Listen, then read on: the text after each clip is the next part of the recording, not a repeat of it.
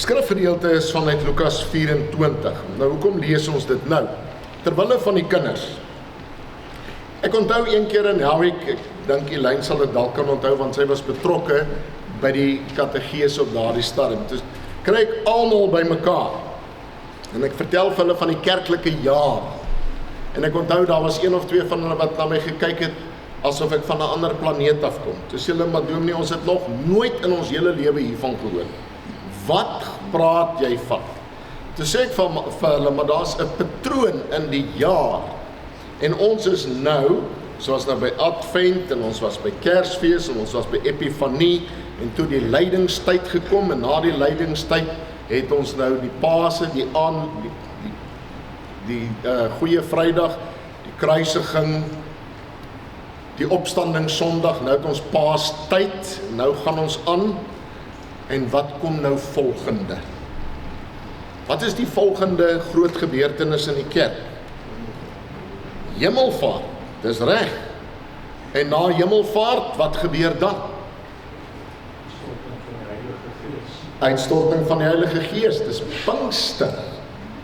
En na Pinkstertyd is daar die Drie-eenheid Sondag en dan is daar, en ek sal nie dink dat julle almal dit gaan weet nie, maar 'n paar van julle sal dit weet, wat word daai tyd genoem voordat ons weer by Advent kom? Koninkrykstyd. So die tekste wat gekies word, het te doen met waar in die kerklike jaar is ons. So wanneer ons preek, hopelik preek ons nie soos hulle gesê het, party dominees preek mieliepit preke. Hy pik hier een Sondag en dan pik hy daar een Sondag, maar no rhyme of reason, daar's geen patrone.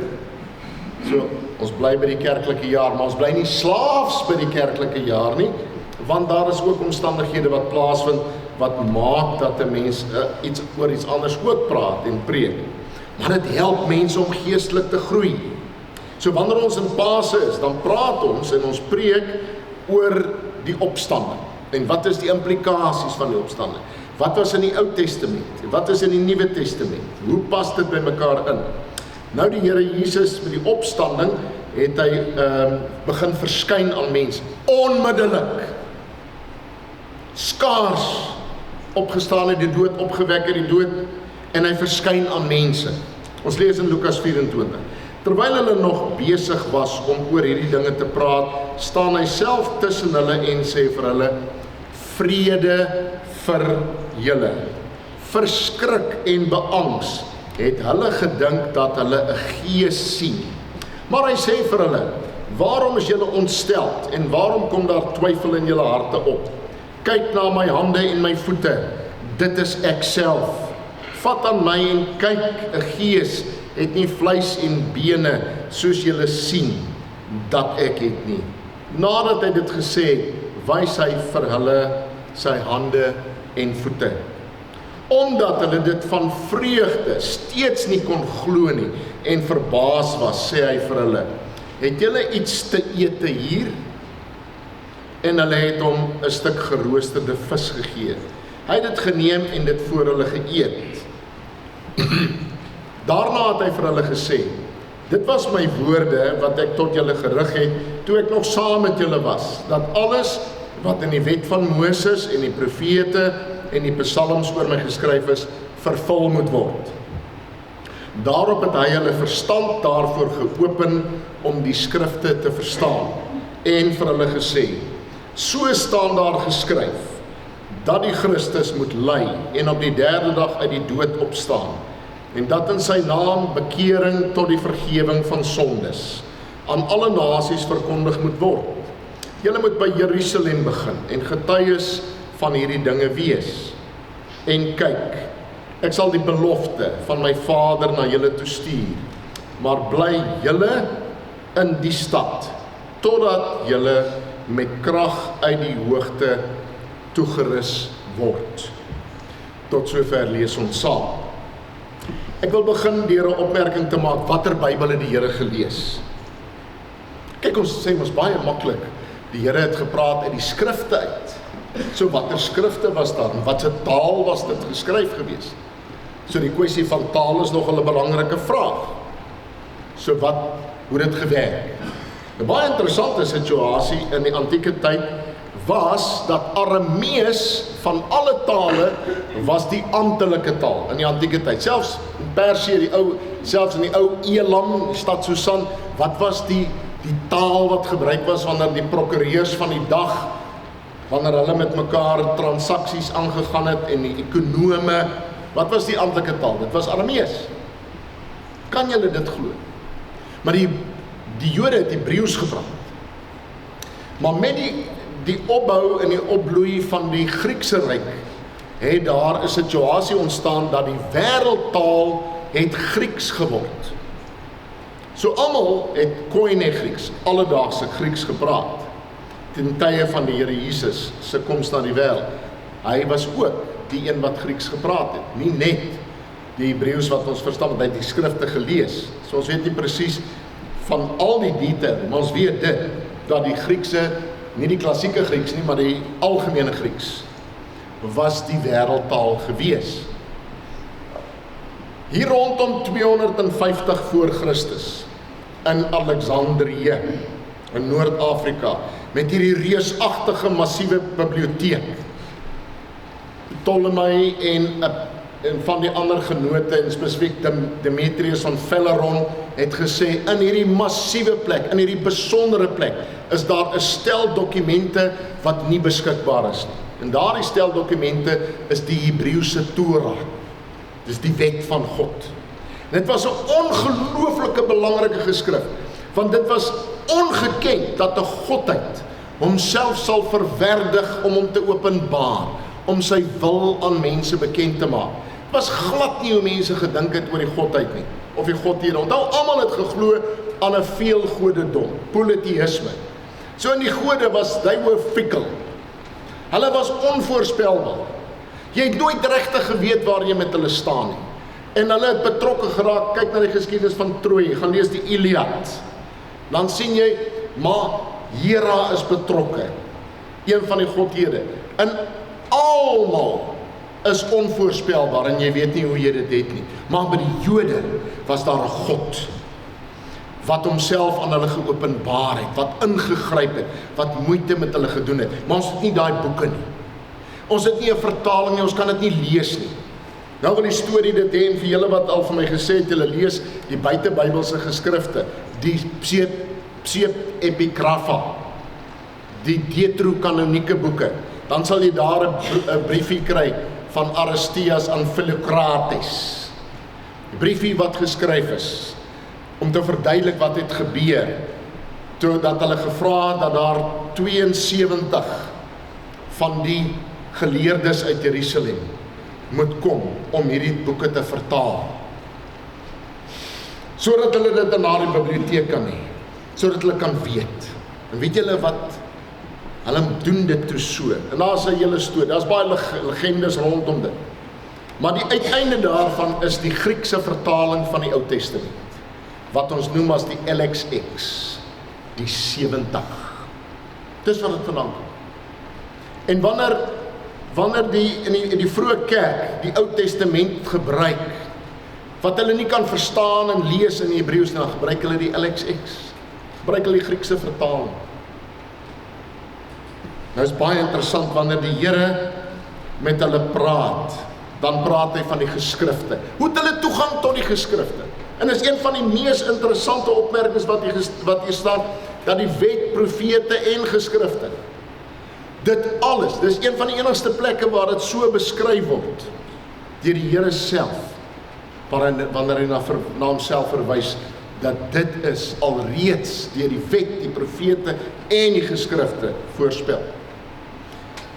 Terwyl hulle nog besig was om oor die dinge te praat, staan hy self tussen hulle. Hulle is besig om te beredeneer, te vra, te worstel, wat is aan die gang? Opstande. Kom, ons gaan nie so vinnig daaroor nie. Kom, ons staan net 'n bietjie stil, want die psigologiese impak, daaroor skryf baie mense. Dit was waarskynlik van so 'n aard dat dit was skrikwekkend. Dink vir 'n oomblik, skryf iemand, as een mens kon opgewek word uit die dood. Dink aan die implikasie daarvan. Hier kom die Here Jesus en hy verskyn aan hulle.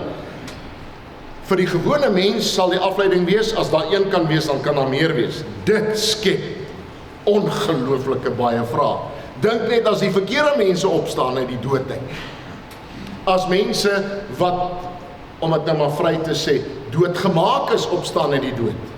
Dink 'n bietjie as daardie waarhede uitkom wat jy van ontslae wou geraak het, wat eintlik gesterf het saam met daardie mense. Dink net as van die vyande, as van die ou war heroes opstaan. Dit is 'n uiters ongemaklike gedagte. Ons weet hoe die samelewing werk, maar ons het nie ruimte vir iemand wat uit die dood terugkom na die lewe toe nie. Die implikasies is verrykend. Hulle was nie dom nie. Baie keer word daar geskryf oor die arrogansie wat ons as postmoderne mense het. Te dink dat almal voor ons was eintlik 'n bietjie meer stupid, omdat hulle nie tegnologies gevorderd was nie. Baie geleerdes sê, dis eintlik die teenoorgestelde wat waar is. Hulle is glad nie oningelig gewees nie. En vir hulle was dit 'n groot probleem, hoe om dit te verstaan. En derentyd kom dit na vore, hoe hanteer ons die saak van 'n leë graf? Almal is dit eens, die graf is leeg. So dan moet 'n antwoord gegee word daarvoor. Die disippels, hy sê vir hulle, vrede vir julle. Dit het te doen daarmee dat daar vir hulle 'n nuwe tydperk aanbreek, dat daar 'n toestand is, want vrede is nie net 'n mooi woordjie nie, dit het te doen met 'n toestand van om in 'n verhouding en in harmonie met die Here Jesus te wees. Verskrik en beangs het hulle gedink dat hulle 'n gees sien. Ek het Sondag of 2 dae terug 'n opmerking gemaak. Hulle het verstaan van manifestasies, van apparitions. Hulle het ook geglo dat daar sulke goed kan wees. Maar die Bybel is kategories dat jy nie daarmee bemoei nie. Maar die Here sê vir hulle, waarom is julle ontsteld? En waarom kom daar twyfel in julle harte op? So kom ons maak die preek 'n eenvoudige saak. Dit gaan oor hier's mense, as karakters. Dis die Here wat die opgestane Here is. Dis die eerste hoofkarakter hier. En dan sit jy hierso met 'n paar mensies wat eintlik nie 'n baie goeie track record het in goeie Afrikaans. Hulle is nie mense wat nou geloofshelde is nie. Vergeet nou van wat hulle later bereik het op daai stadium. As jy nou na hierdie ou klompie mense gekyk het, eergister of die dag voor eergister, laas week het Petrus nog hom verloon. En hulle was totaal en al nêrens te sien by die graf of by die kruis. So dit is wat ons mee te doen het hierso. En hier kom die Here na hierdie mense toe. Hulle verstaan nie wat aan die gang is nie. Hulle kry nie hulle koppe rondom dit nie. En dan sê hy vir hulle, hoekom is julle ontstel? Hoekom twyfel julle? En dan wys hy vir hulle sy hande en sy voete. Nou, hieroor kan ons nou ure lank praat, maar kom ons staan net vir 'n oomblik stil. Visualiseer hierdie situasie. Hulle kan glad nie begryp dat iemand kan lewend word nie. En nou wys hy vir hulle, dit is hy, en hier is die tekens, en dit is ook die tekens van hulle eie tekortkoming. Dis die tekens van die wêreld, wat die wêreld aan die Here Jesus gedoen het. Kan julle dink aan die angs? Wat gaan die gevolge wees van hulle, wat dit aan hom gedoen het? Kan julle dink aan die vrees, wat by hulle geleef het? Maar wat doen die Here? Die Here kom met deernis en begrip na hulle toe. Hy sê vir hulle, het julle vir my iets te eet? 'n teoloog het daaroor geskryf, het gesê, wat jy kry, in plaas van dat die Here vergeld, in plaas dat hy sê, ek het julle gewaarsku, nou is dit 'n tyd van afrekening. Hy doen niks daarvan. Wat doen hy? Hy kom hulle tegemoet deur te wys wie hy is. Hy kom hulle verder tegemoet deur iets te eet. Hy is pastoraal teenoor hulle. Hy is deernisvol. Hy is begripsvol. Hy's sensitief. Hy's die laaste een wat homself laat geld as die opgestaane Here. Hy begelei hulle in 'n proses om tot geloof te kom. Aan die een kant is hulle baie bly en baie opgewonde, maar aan die ander kant is hulle totaal en al vreesagtig. En hy sien dit. Hy doen moeite met hulle. Die vraag ontstaan, hierdie ou groepie mense, hierdie karakters, why? Hoekom sal hy dit doen? Ek meen, ek het nou al gesien in die weermag lank terug, dan vertel hulle vir my die bevelvoerder, dan sit hy daar in die Bosoorlog, dan sit hy daar voor daai kaart. Nou, almal gaan nou nie kan dit visualiseer nie, maar 'n paar manne is nou terug. Al wat hulle is ryk is stof en dieseldampe en geweerolie. Onthou julle dit, Gert? Jy wat al jou kampe getrou gedoen het. Nou sit daai bevelvoerder voor daardie kaart. Was dit 'n 1 tot 60.000? Ek kan nie eens onthou nie. Nou sit hy voor daai kaart. Die hele dag. Die hele dag sit hy. En hy kyk so. Hy praat met niemand praat met hom nie. Hy sit so en kyk van die een kant aan die ander. Aan die einde van die dag gaan skryf hy sy plan. Die gevegsplan, hoe gaan dit verloop? Hy het dit alles in sy kop, al die permutasies uitgewerk. Nou kyk ek na hierdie saak en ek sien hoe die Here het 'n plan. Hy kom terug na hierdie mense toe met 'n plan. Hy het iets in gedagte vir hulle. En dan dink ek by myself, hierdie klomp, wil Here, hulle is die mense aan wie hierdie evangelie boodskap toevertrou word. Hulle, regtig? Julle, regtig? Ek, regtig? Dis hoe dit werk. Dis die Here se plan. Hy doen al die moeite, nie net omdat hulle nou geskok en deur mekaar is en ontsteld is nie. Hy het iets in gedagte. Hy sê vir hulle, vertrou julle nog steeds nie? Glo julle nog steeds nie? Daarna het hy vir hulle gesê, dit was my woorde, nou vat hy hulle terug, wat ek na julle gerig het, of tot julle gerig het, toe ek nog saam met julle was, in die ou bedeling, in die ou bestel, in die ou liggaam, dat alles, wat in die wet, die profete en die geskrifte, wet, profete, geskrifte, psalms oor my geskryf is die geskrifte, in die wet, die Torah, en die profete, die latere, die ouere en die latere profete. Al daardie dinge wat geskryf is in die Ou Testament, wat na my gewys het, dat dit so vervul moet word. Julle dan nie onthou nie, julle dan nie verstaan nie, nee, hulle het nie verstaan. Daarop het hy hulle verstand geopen om die skrifte te verstaan. So staan daar geskryf, dat die Christus moet ly. So iemand het daaroor geskryf, 'n Nederlandse teoloog, het gesê, daar was 'n paar moeds in hierdie teks, wat ou nie te vinnig oor moet lees nie. Nogal interessant, hoe mense dit interpreteer. Hy sê, die eerste ding wat ons moet sê, hy moes ly, was 'n moed, dit kon nie anders, want die skrif moet vervul word. Dit moes gebeur, hy moet ly. Punt 2, hy moet uit die dood opstaan. Dis die tweede moed. Die derde moed het te doen daarmee, dit moet verkondig word. Dit moet vertel word. En daai moed is by ons, maar die moed het 'n kwalifikasie. Ek gaan nou daarby kom. Maar as ons nou so daaroor dink, dan sien ons God se plan oor die geskiedenis heen. As jy wil dit visualiseer, God het voortyd, voorruimte, wat ons glad nie kan verstaan, het hy hierdie plan, hoe dit alles gaan ontvou, met Jesus Christus in die sentrum daarvan. En ingebou in daardie plan, is dat hy moet ly, dat hy moet gekruisig word, dat hy moet sterf. Verbuistering op verbuistering, hoe kan dit gebeur? Die Grieke het so gehoop, die Romeine het gehoop vir die parousia.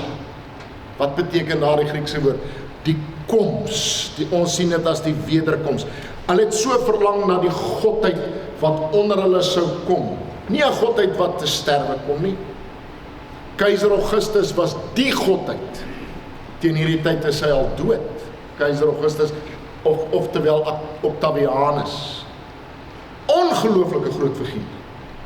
Maar hy is deel van die goderryk nou en hy hou nog steeds dop en het beheer en het invloed. Dis hoe hulle geglo.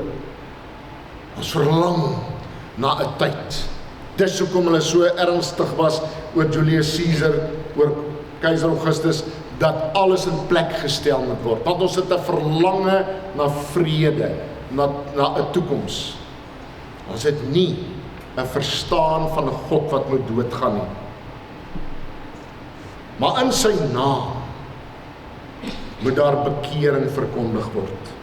Bekering en sonde, belydenis en vergifnis. Nou mense het daaroor gevra, hoekom staan daar spesifiek oor die opstanding? Hoekom is die opstanding verbind aan sonde, belydenis? Moes daar nie iets anders geskryf gewees het of gesê gewees het? Maar dis deur sy opstanding dat hy dit in werking stel. Omdat hy die opgestane Here is, kan hy vir mense vergifnis van sonde gee. Nou ons praat baie keer in die kerk oor die vergifnis van sonde, oor die belydenis. Nou skryf mense daaroor, hulle sê dis eintlik een van die moeilikste goed. Want die meeste van ons worstel met hierdie saak, of ons sondes, ons toestand werklik herstel is en of ons werklik vergewe is. Net jy kan daai vraag antwoord. Net julle kan vir jouself dit uitmaak. Glo jy dit regtig? Of is daar steeds hierdie nagging thought, hierdie oortuiging, dit mag waar wees van ander mense, maar vir my, ek weet daarom nie. Dis wat ons verkondig. So dis nie net eers wat op ons van toepassing is wat ons glo nie, ons moet gaan verkondig. Hoe gaan ons dit verkondig as ons dit nie glo nie? Hoe gaan ons dit vertel as ons nie daarvan oortuig is nie? Dat die Here Jesus ons vergewe, vrede, herstel, dit moet aan die nasies verkondig word. Ja, party van ons het 'n oordrewe skuldbesef, skuldgevoel oor baie dinge. Party mense het glad nie 'n skuldgevoel. Dis nogal vir my 'n interessante ervaring gewees in die bediening, as ek by mense kom. Ek kom eendag by 'n man, hy sê vir my nie, hy doen nie sonde nie, ek dink hy het al vertel. Hy doen nie sonde. Nou dink ek myself, wat moet ek nou antwoord? Ek weet nou nie eintlik hoe werk dit nie. Want vir my is dit normaal, dat almal van ons sal daarom erken, op 'n manier. Ek sê nee, wag, staan by. Wat jou definisie van sonde? Kom ons praat net eers daaroor, dan kan ek verstaan wat jy nie doen nie, en wat jy wel doen. Nee, ek rook nie, en ek drink nie, en ek vloek nie, en ek slaan nie my vrou nie. Ek het nou weliswaar nie vir hom gesê, jy is 'n baie moeilike ou nie. Maar ek is baie lief vir hom gewees, ons het vreeslik goed oor die weg gekom. En hy, jare daarna het hy eendag vir my gesê, ek dink jy was reg, ek doen wel sonde. Maar dit was 'n moeilike saak om te erken. Jy weet, oor die ding van rook. Johan sal onthou, toe ons jong was, Johan. Dis nou 'n bietjie ouer as ek. Maar dan was daar mense wat vertel het, die sataniste. Julle het die storie gehoor, hulle ry so deur die dorp op 'n Sondagoggend, dan besluit hulle by watter kerk om in te gaan. Maar daai kerk waar die dominee rook, hulle gaan nie daarin nie, want hy's klaar gewen. Julle daai gehoor? Julle het hom nou gehoor? Ja, jy kan dit van toepassing maak op baie goed. Hulle hoef by geen kerk in te stap nie, want almal van ons het die een of ander sonde, tekortkoming. So wat maak ons? Is ons vergewe? Het die Here ons nuut gemaak? Wat het ons om vir die wêreld te bied? Die vergifnis van sonde. Ons preek baie keer, jy moet tot bekering kom. Bekering metanoia, jy moet omdraai, jy moet 'n ander rigting inslaan. Dan dink mense dit is 'n gedagteverandering. Jy moet anders dink oor goed. Nee, dis 'n lewensverandering. Dit is 'n totale nuwe rigting wat jy inslaan. Maar saam met dit, wat ons nie altyd vir hulle vertel nie, daar's vergifnis vir jou, daar's vryspraak vir jou. Jy kan ontslaa raak van die las en die boggel wat jy saamdra van jou eie sonde. Iemand het eendag gesê, man kyk, ons koester ons eie sonde. Dit is ons so belangrik, ons hou dit so lekker vas. Ons bring dit aan die kruis toe, gaan ons dit weer, want ons ken dit. Soos my babatjie, wat ek met my saamdra. Die Here het vir ons gered. En ek kom tot bekering, maar my bekering het direk te doen daarmee dat ek sondevergifnis ontvang. Hoekom is dit so belangrik? Want daar's 'n eendag wanneer ons hom gaan ontmoet. En dan wil ek asseblief tog weet dat daardie verhouding herstel is. En hy sê vir hulle, en Lukas sê dit pertinent, hy sê vir hulle, jy moet by Jerusalem begin. Dit is bietjie anders as by die ander evangeliste. Hoekom? Want Lukas, wat is die tweede deel van Lukas se evangelie? En almal van julle behoort dit dadelik hardop uit te skree. Wat is die tweede deel van Lukas se evangelie? Nou moet julle mooi dink, want jy gaan ook nie 'n puntjie kry vir 'n poging. Handelinge.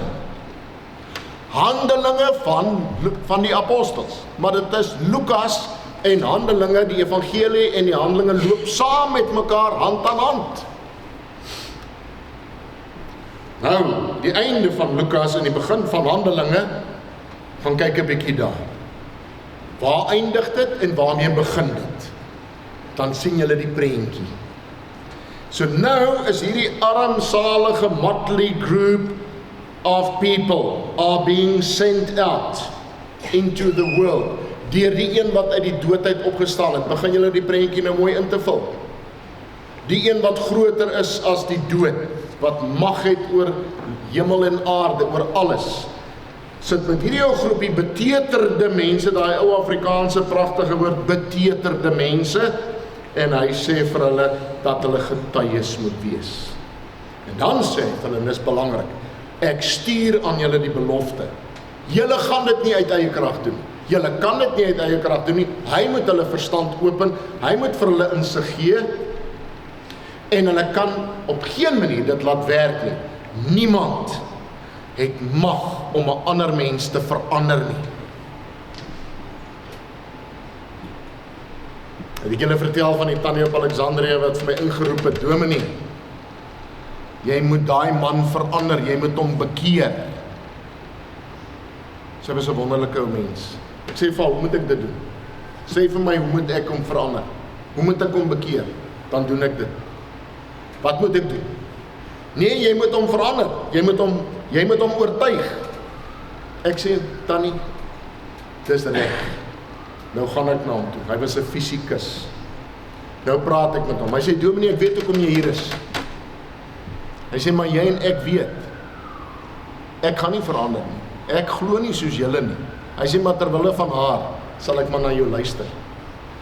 Ek sê, nou praat ek met hom. Gebruik die geleentheid. Maar toe sê hy vir my 'n ding wat ek nooit in my lewe sal vergeet, en dit het my geskit. Nadat ek vir hom gevra het, kan ek vir hom bid, en ek dink ek het vir hom gebid, maar hy wou eers nie. Toe sê hy vir my, dominee, ek wil vir jou iets sê. Hy sê, ek het al probeer om te glo, maar kry dit nie reg nie. Kry dit nie reg nie. Toe dink ek baie daaraan na daai dag. Die tyd loop uit vir baie mense. Vir baie lank speel hulle speletjies. Dan kom maar 'n dag, soek die Here terwyl hy te vind is. Dan kom daar 'n dag. Daarom is dit so ernstig. Maar ek kan hom nie verander nie.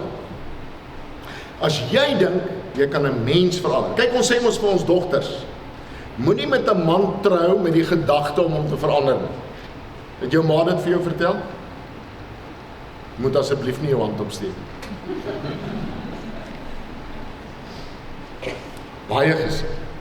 Hoe baie mense het gesê, dan werk jy, wil ek nie uit, dan sê hulle vir my, ek het getrou met hom, dat ek het regtig gedog, hy gaan verander. Ek gaan hom verander. God verander mense. Deur sy gees kom daar nuwe lewe, jy's nie God nie. Ek is nie God nie. God verander mense. God stel hulle in staat. Die Here Jesus sê, ek stuur die Heilige Gees. Dis hoekom ons in die geloofsbelijdenis van Nicea sê, ons bely in die geloofsbelijdenis van Nicea, die Heilige Gees is die wat? Die Heer en lewendmaker. Die proses kom aan die gang, wanneer die Heilige Gees uitgestort word. Deur die Gees kom daar bekering, want in die Gees oor hulle neerdal, dan begin hulle te praat. Wat het ons, wat is die wapens wat ons het? Daar is 2 dinge, en daarmee sluit ek af. Daar is 2 dinge wat ons het, as gelowiges. Julle weet wat dit is, maar kom ek verduidelik vir julle wat ek bedoel. 2 dinge in hierdie aksie, waar die Here na my eenvoudige mens toe kom en my uitstuur met 'n boodskap van verlossing aan mense. Wat het ek tot my beskikking? Ek het die woord, die skrifte, ja, dit is aan my gegee, dit getuig oor Jesus Christus, en tweedens het ek die Heilige Gees, maar ek is nie in beheer daarvan. Ek is 'n getuie daarvan. Ek getuig van, maar die een wat dit dra, wat dit laat werk, is die Heilige Gees. So ek het die geskrifte, van die Ou Testament af, dwarsdeur na die Nuwe Testament. Dit is wat ons tot ons beskikking het. Het ons 'n taal wat ons kan praat? Ja, dat is 'n wêreldtaal. Ons kan dit praat. Het ons 'n ander taal? Ja, weet julle watter taal dit is? Dit is die taal van die optrede, van die daad. Dis die beste taal wat jy kan gebruik om die evangelie mee oor te dra. Onder leiding van die Heilige Gees. Amen.